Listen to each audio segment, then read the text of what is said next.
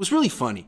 Niners and Eagles were like chirping at each other the last 2 weeks, but it turns out the Chiefs are still a team to beat in the NFL, and that's where people need to focus. How to take down the Chiefs. The Eagles didn't have the magic formula, although they came close. What do you think the Niners have to do to beat the Chiefs?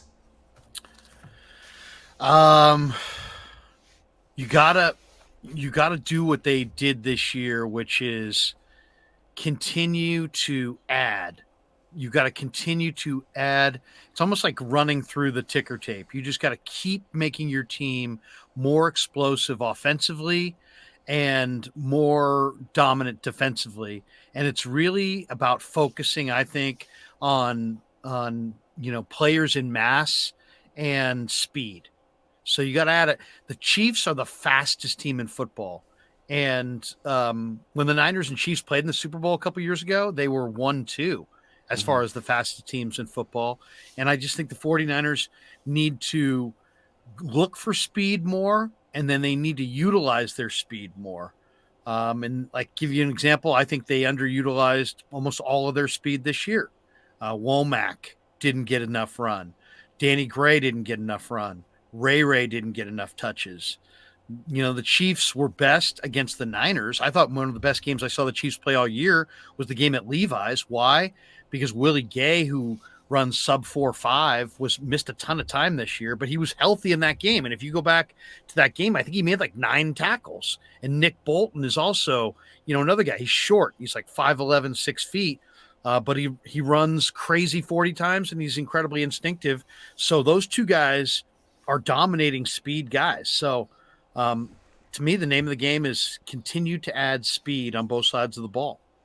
Yeah, I like that very much. I also think the Niners need to change their mentality. I think they're so proud of their defense. It's all about defense with the Niners. We got the number 1 defense in the league. I think they got to stop thinking about stopping the Chiefs and be more focused on outscoring the Chiefs. I don't think you stop the Chiefs. The Niners played the Chiefs this year and gave up 44 points. And I think a lot of people say, well, a lot of Niners were hurt. Who was hurt for that game? Who missed that game on the Niners defense? Bosa was there. Armstead. Yeah, I mean Armstead, Kinlaw. Armstead and Kinlaw. Okay, so maybe some other player that. Emmanuel Mosley, but he wasn't coming back. So it was essentially their defense. Charvarius was he was there, game, but I would say he was like 60%. He had the groin. He was not the same guy in that game. Fair, but still 44 points. They eviscerated the 49ers. I still think maybe the Niners could hold them to 35, but I don't think you're really going to hold them to 21 or whatever the Niners normally hold offenses to, because they're so special in Kansas City. So I think the Niners need to be more focused on offense in general. We're going to talk about their focus on defense, but they added Drake Jackson and Travarius Ward. Those were their 2 big additions last offseason. And special teams. I think they need to be more focused. I think Kyle thinks he's the star on offense. If you give him some skill players and a left tackle, he can take it the rest of the way. I don't know.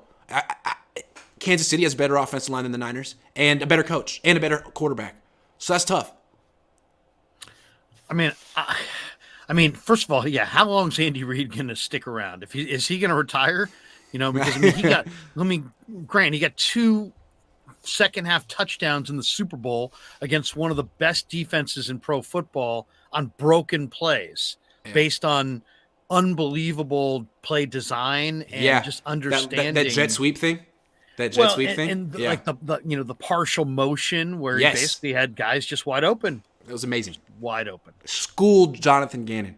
So what you got to do is not have Jonathan Gannon as your defensive core. I feel like he got exposed, and that's going to be an interesting thing with the Eagles next year, is that guy. Because, his defense is so reliant on those 4 pass rushers doing everything for him.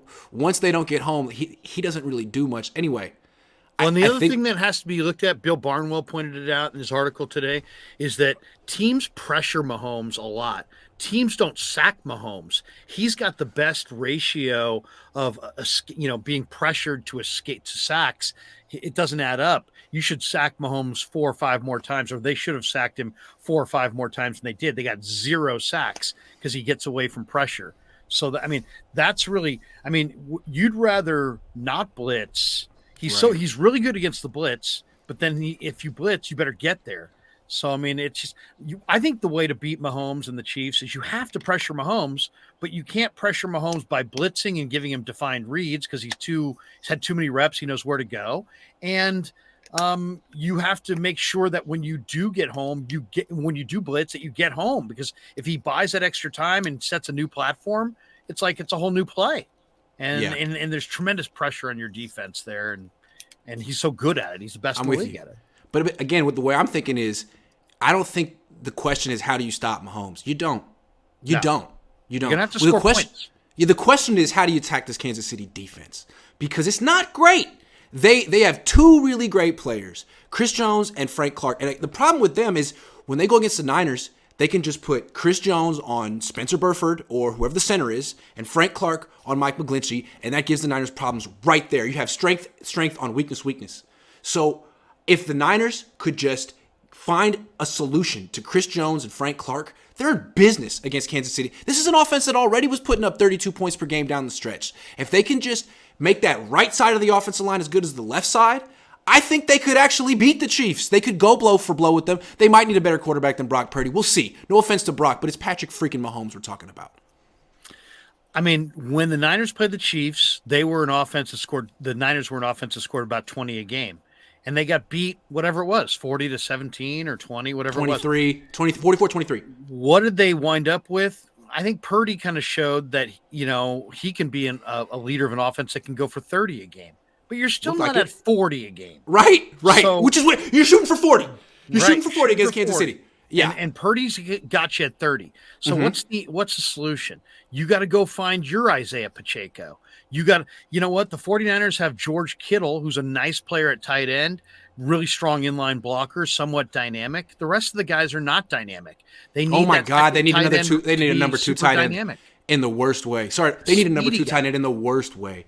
Big time. And either dynamic as a blocker or dynamic as a receiver. But right now they're not very dynamic there. And then they got to find a way to get Danny Gray on the field. Yeah, I mean, Danny Gray's a home run hitter, and Danny Gray's a good receiver. I mean, I know and rookie receivers struggle all over the league. It's not a Niner thing necessarily, but he's got to be. I believe in him. He's got to play. Ray's got to play. I actually think the personnel that they have is all right. If they could find a better, more dynamic tight end and beef up their O-line and make sure Purdy's healthy and, make sure that they have another backup quarterback. But I mean, I think that's the way to do it. Yeah, I'm with you. I mean, they definitely. I love the more speed suggestion. They used to have it. Mostert was underrated. Danny Gray is there. Look at Pacheco. Use him. But in addition to getting more speed, I think it's really important for the Niners to complete their offensive line. Because I feel like what Kyle thinks is he can scheme around it. Just give me a left tackle and a bunch of other guys who are inexpensive, and I'll work around it. Yeah, until you play the Chiefs or the Eagles or you get to the very end, I don't think you can do it and win a Super Bowl that way. The two teams in the Super Bowl had offensive lines that were freaking weapons. And the Niners offensive line, it's not a weapon. It's something that doesn't usually lose the game for them. But that's the most you can say for it. It's an interesting discussion because Andrew Wiley on paper should have gotten abused, but didn't. And Orlando Brown, based on how he played much of this year, should have gotten abused, but didn't. And Hargrave should have had a lot of success, and he was shut down. And, so now, the Chiefs had a phenomenal game plan. What's that left guard's name? Was it Thuney with T-H-U-N? How do you pronounce it? Thuney. He's great. And then Creed Humphrey's great. So that's helpful. Creed Humphrey had a horrendous game, though, snapping to Mahomes. He probably hit him in the foot like 5 times.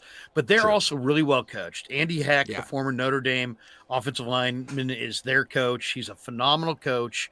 And they're really, really good. I do agree with you. I think the 49ers need one more. Okay, Trent Williams is obviously a foundation piece. Great. I think Banks potentially can be a foundation piece. After that, I think they need a foundation piece somewhere on the center, somewhere to the right side. Got it. Another one. Yeah. You got to have one. And I mean, they have good depth now. Maybe it's a Nick Zakel. Maybe it's a Poe, Jason Poe, who looked really good in the preseason. He's kind of undersized. Maybe it's a spot where they have to trade up in the draft and find somebody. maybe there isn't really that player in free agency. I mean, I wouldn't sign McGlinchey, but then looking at some of the other guys, I don't know that I would be in a rush to give Caleb McGarry what he deserves either. So they're in a tough spot there. I like Nick Allegretti from Kansas City, who is not starting for them, but is an academic. He's like a 46 Wonderlic. He's 26. He can play center, right guard, right tackle in a system that's used a lot of complex formations and formation variation and all kinds of different things. He's been in that system and can thrive, and he's probably available because their cap situation. So that's the guy I'd target. He's not really a monster, but he's really strong, really smart, and really versatile. And then maybe see if you can find somebody in the draft, or maybe sign a guy like Caleb McGarry. But I would definitely address the O-line a couple times this offseason.